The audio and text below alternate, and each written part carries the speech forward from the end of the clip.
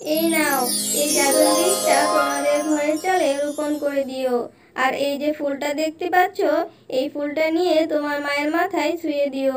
তোমার মা একদম সুস্থ হয়ে যাবে।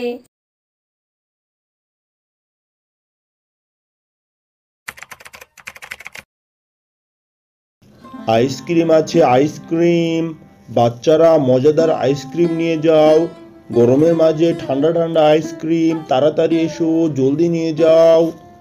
এই এই তোরা শোন, চল না আমরা আইসক্রিম কিনে খাই সবাই।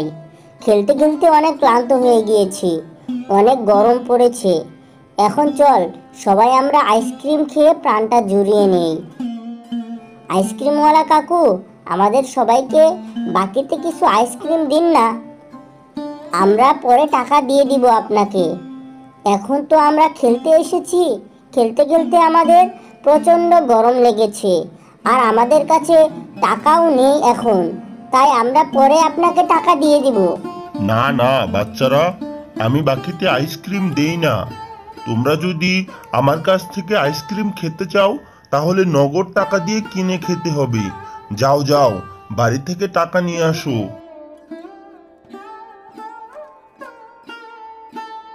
কিরে বিনা বান্টি, তোরা কখন বাড়ি থেকে বের হয়েছিস খেলার নাম করে? এখনো বাড়ি ফিরিসনি যে? এই আইসক্রিমওয়ালা ভাই, আমার ছেলে মেয়ে দুজনকে 2টা আইসক্রিম দিন তো। বাঘিনী কাকিমা, আমাকেও একটা আইসক্রিম কিনে দাও না, আমি পরে তোমাকে টাকা দিয়ে দেব। আমার গলাটা যে একদম শুকিয়ে গিয়েছে, আমি মায়ের কাছ থেকে টাকা এনে তোমাকে দিয়ে দিব। দাও না কাকিমা। আরে টয়া, আমার কাছে কি টাকার গাছ আছে যে তুই চাইলেই তোকে দিয়ে দিব? আমার কাছে এখন আর টাকা নেই। যে টাকা ছিল আমি ওই টাকা দিয়ে আমার বাচ্চাদের আইসক্রিম কিনে দিয়েছি। যা যা, বাড়িতে যা, বাড়িতে যেয়ে মাঠ থেকে টাকা এনে তারপর আইসক্রিম কিনে খা। বাঘিনীর মুখে এরকম কথা শুনে টয়া অনেক মন খারাপ করে সেখান থেকে চলে যায়। টয়া তার মার সাথে বসবাস করত। তার বাবা অনেক আগে এক বিরল রোগে মারা যায়। তারপর থেকে টয়ার মা শেফা শিয়ালিনী অন্যের বাড়িতে ঝিয়ের কাজ করে যে টাকা ইনকাম করে সেই টাকা দিয়ে তাদের কোনো রকমে চলে যায়।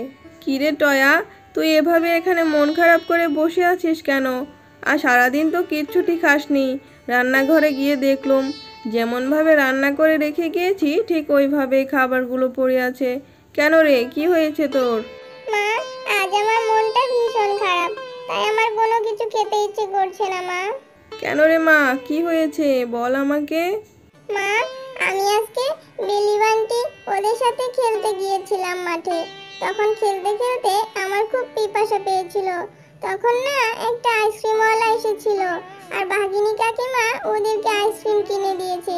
আমি বললাম, বাঘিনী কাকিমা, আমাকে একটা আইসক্রিম কিনে দাও না, আমি মায়ের কাছ থেকে টাকা এনে তোমাকে পরে দিয়ে দিব। কিন্তু বাঘিনী কাকিমা আমাকে তো আইসক্রিম কিনে দিলই না, আর অনেকগুলো কথা শুনিয়ে দিল। ও, এই ব্যাপার। আমার মেয়েটার আইসক্রিম খেতে ইচ্ছে করছে। থাক মা, তুই মন খারাপ করিস না, আমি বেতন পেলে সেই টাকা থেকে তোকে আইসক্রিম কিনে দেব। না মা, আমার যে এখন প্রচুর আইসক্রিম খেতে ইচ্ছে করছে, তুমি আমাকে আইসক্রিম কিনে দাও না মা। টয়া, এখন বায়না ধরলে আমি তোকে কোথা থেকে আইসক্রিম কিনে দেব? আমার হাতে যে কোনো টাকা নেই। তুই আজকের দিনটা অপেক্ষা কর, কালকে আমি টিনা ভাবিকে বলে বেতনের থেকে কিছু টাকা অগ্রিম চেয়ে আনবো, আর ওখান থেকে তোর জন্য 1 বক্স আইসক্রিম কিনে আনবো, আর তুই মন ভরে খাবি, কেমন? সত্যি মা, তুমি আমার জন্য কালকে আইসক্রিম কিনে আনবে? কি মজা, কি মজা। টিনা ভাবি, আমাকে কিছু টাকা অগ্রিম দিবেন? আমার মেয়েটা না আইসক্রিম খাওয়ার জন্য খুব বায়না ধরেছে। আপনি যদি আমাকে বেতনের টাকা থেকে কিছু টাকা অগ্রিম দিতেন তাহলে ওখান থেকে আমার মেয়ের জন্য একটা আইসক্রিম কিনে নিয়ে যেতাম। ও, এই ব্যাপার। কিন্তু শেফা, এখন তো মাসের প্রথম দিন, কিছুদিন আগেই তো তোকে বেতনের টাকাটা দিলাম।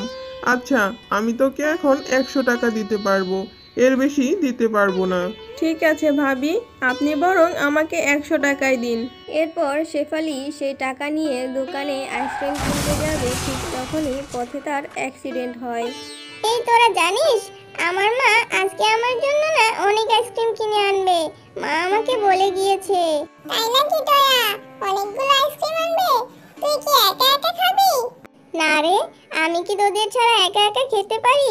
তোদের সবাইকে নিয়ে একসাথে আইসক্রিম খাবো। এই আমি এখন চলে যাই, আমার মার তো আসার সময় হয়ে গিয়েছে। কালকে আমি তোদের জন্য আইসক্রিম নিয়ে আসবো। এরপর টয়া বাড়িতে চলে যায়। ঝুমা কাকি, ও ঝুমা কাকি, আমার মায়ের কি হয়েছে? আমার মা এভাবে শুয়ে আছে কেন? আমার মায়ের মাথায় কি হয়েছে ঝুমা কাকিমা? টয়া, তোর মায়ের অ্যাক্সিডেন্ট হয়েছে রে মা। এইসব কিছু আমার জন্যই হয়েছে। আমি আইসক্রিম খেতে চেয়েছিলাম বলে মা দোকানে যেতে চেয়েছিল, আর পথে অ্যাক্সিডেন্ট হয়েছে। না রে টয়া, শুধু শুধু নিজের ঘাড়ে দোষ দিস না। কপালে যা আছে তাই হবে। আল্লাহকে ডাক। এই অবস্থায় আল্লাহ ছাড়া তোদের আর কেউ নেই। তোর মা কষ্ট করে কাজ করে 3 বেলা অন্তত খাবার দিতে পারতো, এখন তো সেই পথও বন্ধ হয়ে গেল। আর তোর মার চিকিৎসা করতে অনেক টাকা লাগবে, এত টাকা কোথায় পাবে? আল্লাহকে ডাকা ছাড়া আর যে কোনো পথ নেই রে মা। সব কিছু আমার জন্য হয়েছে। আমি আর আইসক্রিম খাবো না। আমার জন্য আমার মা কত বড় ব্যথা পেয়েছে। আমার মা নাকি কখনো উঠে দাঁড়াতে পারবে না। হায় সৃষ্টিকর্তা, তুমি আমাদের সহায় হও। আমি আর কোনোদিন আইসক্রিম খাবো না। ছোট্ট মেয়ে টয়া, আমি তোমার সব কথা শুনেছি। তুমি অনেক ভালো, আর তোমার মা শেফা শিয়ালিনী খুবই সৎ। সে তোমার জন্য অনেক কষ্ট করে অন্যের বাড়িতে কাজ করত। এই নাও, এই জাদুর বীজটা তোমাদের ঘরের চালে রোপণ করে দিও। আর এই যে ফুলটা দেখতে পাচ্ছ, এই ফুলটা নিয়ে তোমার মায়ের মাথায় ছুঁয়ে দিও। তোমার মা একদম সুস্থ হয়ে যাবে। তুমি সত্যি বলছো পরি? আমার মা সুস্থ হয়ে যাবে? আর এই বীজটা থেকে কি হবে?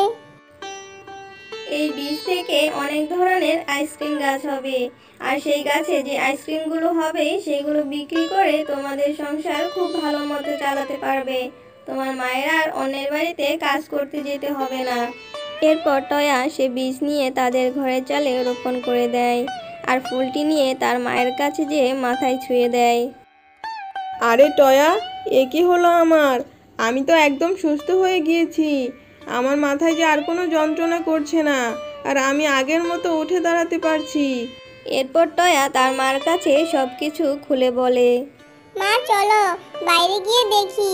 পরি তো বলেছিল বীজগুলো রোপণ করার কিছুক্ষণের মধ্যেই ঘরের চালে আইসক্রিম গাছ হয়ে যাবে। ও মা, দেখেছো?